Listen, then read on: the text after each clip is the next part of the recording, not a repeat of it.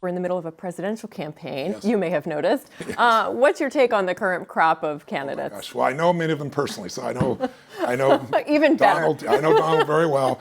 I know Mrs. All right, Clinton let's take very him well. for example. What you talk about human needs. I mean, that is your specialty. You understand what drives human behavior. So what are Donald Trump's needs? Well, it's not hard to figure out. Significance is, pretty high up there on that list, being important and so forth.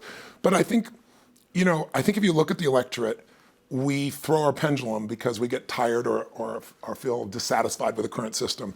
We went from Bush, who seemed difficultly articulating things and people made fun of him, actually a very smart man, to we go to Obama, highly sophisticated, brilliant communicator.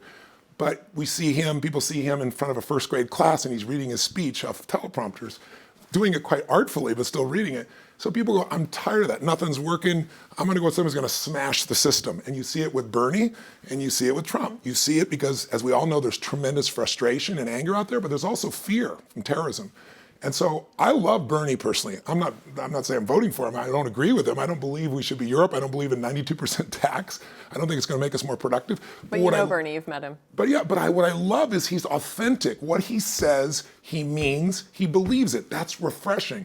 Trump gets up and says what he believes. That's what people like about him. And I think, for Hillary, she's in a place where that trust level isn't where it needs to be, but she's still going to win. And I think her biggest piece is, can she tear out that script and just go from the soul, from the heart about who I am, what I stand for, why I really want your vote. And I know she's more than capable of that because she does that one-on-one. Right. So it's going to be a very, very interesting time as we go here into So if you could, I know, not because you know him, but because of what you do, if you could give Donald Trump one piece of advice, what would it be? Donald will not take any advice he hasn't asked for. So you'd be wasting your time. I think you know that. Right? And Bernie's on a wild ride. I think Mrs. Clinton is the one I'd give the advice to because she's a brilliant leader and she is well prepared, but her style is getting in the way of her substance, and it's hurting.